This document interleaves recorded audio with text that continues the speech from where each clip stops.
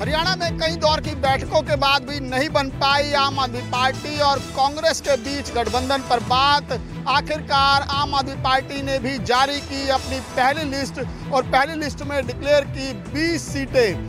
पिछले कई दिनों से लगातार हरियाणा को लेकर आम आदमी पार्टी और कांग्रेस में गठबंधन की चर्चा जोरों पर थी, लेकिन कांग्रेस आम आदमी पार्टी को 5 सीटों से ज़्यादा देने को तैयार नहीं थी और इतनी कम सीटों पर आम आदमी पार्टी समझौता करने के लिए तैयार नहीं थी। लिहाजा जो है आज आम आदमी पार्टी ने इन अटकलों पर विराम लगाते हुए हरियाणा की 20 सीटों पर अपने प्रत्याशी घोषित कर दिए। आने वाले दिनों में और लिस्ट जो है वो आम आदमी पार्टी की जारी हो सकती है और आम आदमी पार्टी के बड़े नेता लगातार इस बात को कह रहे हैं कि कोई भी पार्टी या कोई भी दल हमें कम आंक रहा है तो वो बहुत बड़ी गलती कर रहा है। लेकिन अब हरियाणा में चुनाव जो है वो बड़ा दिलचस्प देखने को मिलेगा। जो मुख्य फाइट हालांकि अभी भी यही मानी जा रही है कि कांग्रेस और बीजेपी के बीच है, लेकिन आम आदमी पार्टी भी कहीं ना कहीं एक महत्वपूर्ण रोल अदा करती हुई दिखाई देगी। के साथ कौशिक, न्यूज़ 24 हरियाणा। सांसद और नेता विपक्ष राहुल गांधी अमेरिका के 3 दिन के दौरे पे हैं, जहां पर यूनिवर्सिटी ऑफ टेक्सास में स्टूडेंट से इंटरेक्शन करते हुए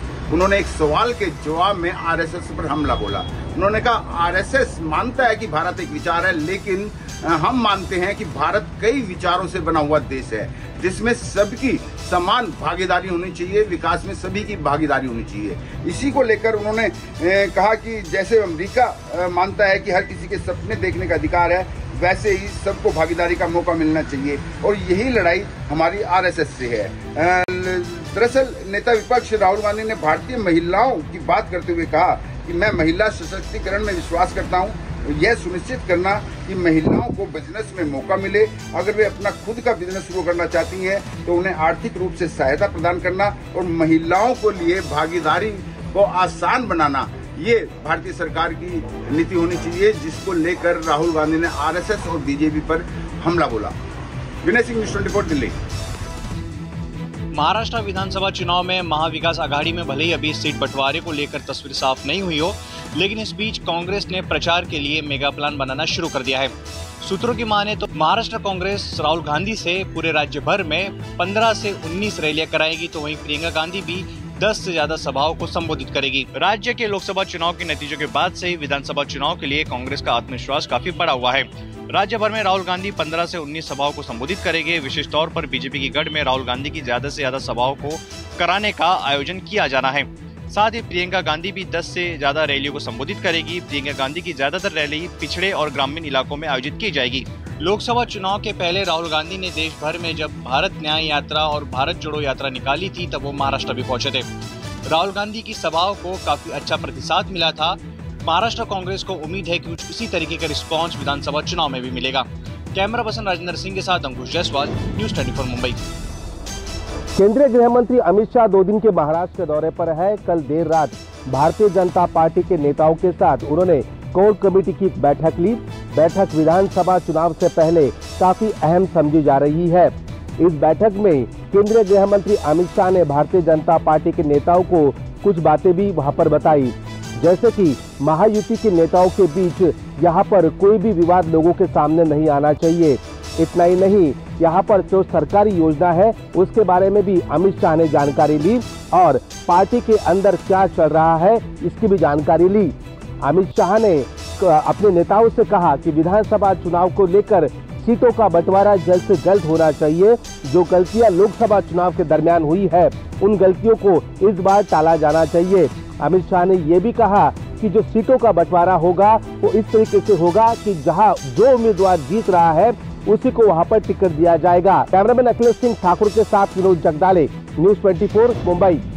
जम्मू कश्मीर विधानसभा चुनाव को लेकर सभी राजनीतिक पार्टियां ताकत लगा रही हैं। इस बीच बीजेपी के राष्ट्रीय अध्यक्ष जेपी नड्डा ने राज्य में कई संगठनात्मक नियुक्तियां की है।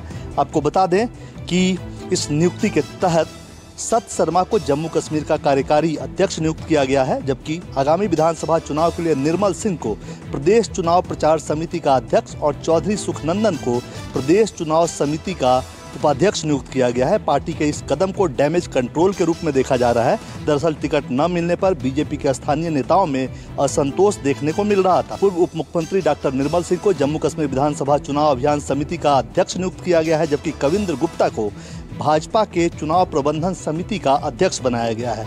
बता दें कि जम्मू कश्मीर विधानसभा चुनाव को लेकर बीजेपी की अब तक 6 लिस्ट आ चुकी है, जिसमें कई वरिष्ठ नेताओं का टिकट कटा है। ऐसे में बीजेपी आलाकमान इन सभी वरिष्ठ नेताओं को चुनाव से जुड़े संगठनात्मक जिम्मेवारी देकर साधना चाहता है और इसीलिए इसे बीजेपी का डैमेज कंट्रोल का प्रयास बताया जा रहा है। कैमरामैन राणा अविनाश के साथ कुमार गौरव, न्यूज़ 24 दिल्ली। बीजेपी में एक बार फिर सीटों के बंटवारे को लेकर घमासान मच गया है।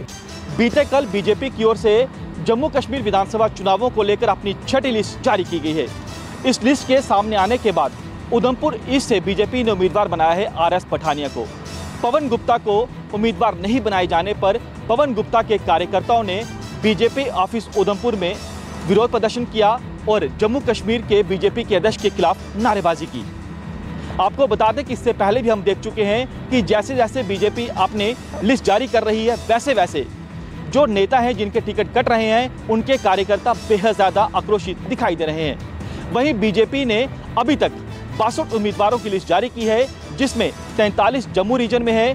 जम्मू रीजन में कुल 43 सीटें ही हैं और इन तमाम सीटों पर बीजेपी ने अपने उम्मीदवार घोषित कर दिए हैं। वहीं 19 सीटों पर कश्मीर घाटी में बीजेपी ने अपने उम्मीदवार उतारे हैं। आपको बता दें कि 8 पूर्व मंत्रियों के टिकट कटे हैं, 3 पूर्व विधायकों के टिकट कटे हैं और 13 ऐसे नेता हैं जो अलग अलग पार्टियों से आए हैं, उन्हें टिकट दी गई है। और जो कार्यकर्ता नाराज दिखाई दे रहे हैं, इनका ये आरोप है कि जो पैराशूट से नेता आए हैं उन्हें टिकट दी जा रही है। जो पार्टी के अपने नेता, जो पुराने कार्यकर्ता थे, उन्हें इग्नोर किया जा रहा है। जाहिर तौर पर अगर कहा जाए तो बीजेपी के अपने कार्यकर्ता जो है वो पार्टी से नाराज दिखाई दे रहे हैं। कैमरामैन जितेंद्र के साथ Pankaj Sharma, news 24 Jammu.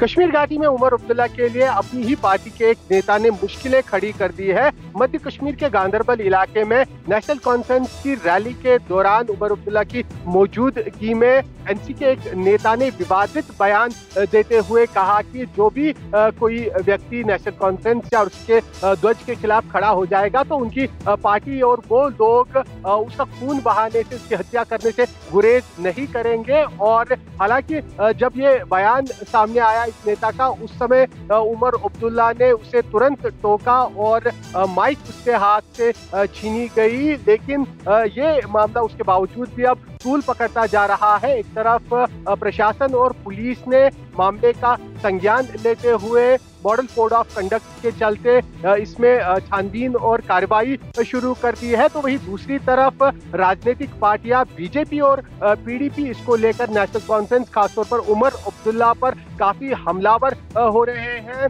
BJP ECI को इस मामले में अप्रोच कर रही है कि जिस प्रकार से खुलेआम लोगों को धमकी दी गई है उमर अब्दुल्ला की मौजूदगी में उनकी रैली के दौरान, तो उस पर कड़ी से कड़ी कार्रवाई की जाए। हालांकि नेशनल कॉन्फ्रेंस की तरफ से पूरे मामले को डाउन प्ले करने की कोशिशें की जा रही है, लेकिन जिस प्रकार से ये मामला फिलहाल राजनीतिक पार्टियों द्वारा उछाला जा रहा है, उसके चलते ये फिलहाल नेशनल कॉन्फ्रेंस खासतौर पर उमर अब्दुल्ला के लिए परेशानी बना हुआ है। कैमरामैन रशीद के साथ आसिफ श्रीनगर, न्यूज़ 24।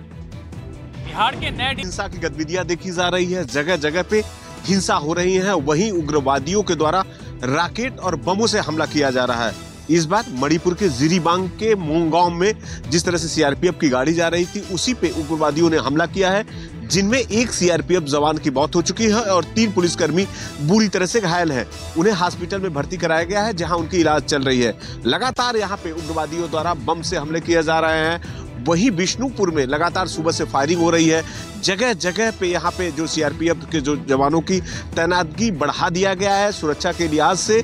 अब उग्रवादी सीआरपीएफ के जवानों को भी निशाना बना रहे हैं। तो वहीं पे जिस तरह से कहे कि जो मैतेई समुदाय के लोग हैं वो यहाँ पे विरोध प्रदर्शन कर रहे हैं, सड़कों पे उतर चुकी है। उनका कहना है कि आखिर मणिपुर की हिंसा कब रुकेगी, और सुबह से ही जगह जगह गोलीबारी और तेज यहाँ पे रॉकेट से हमला किया जा रहा है। यानी एक बार फिर से मणिपुर में हिंसा की गतिविधियां बढ़ चुकी है और सीआरपीएफ के जवान उन उग्रवादियों को ढूंढने की कोशिश कर रहे हैं कि आखिर कहां से हमला हो रहा है और इसके पीछे जो लोग हैं उन्हें किस तरह से करारा जवाब दिया जाए।